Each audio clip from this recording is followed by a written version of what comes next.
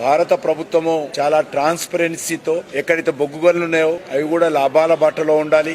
Number 1, రాష్ట్ర గనులకు కూడా income పెరగాలి. అదేవిధంగా దేశంలో బొగ్గు కొరత లేకుండా ఉండాలి.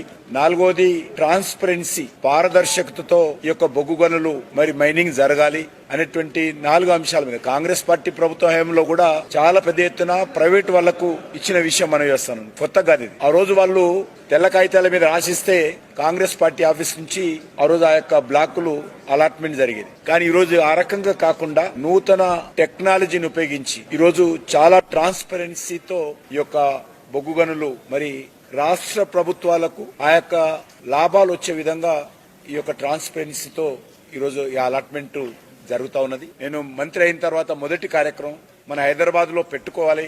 నేను హైదరాబాద్ సంబంధించినటువంటి వ్యక్తిని, తెలంగాణ బిడ్డననే ఉద్దేశంతో గత 9 కార్యక్రమాలు ఈ రకమైన కార్యక్రమాలు ఢిల్లీలో జరిగితే మా అధికారులందరూ కూడా హైదరాబాద్ లో పెట్టాలనేటువంటి అప్పంతో వాళ్ళని ఒప్పించి ఇక్కడ పెట్టుకున్నాం.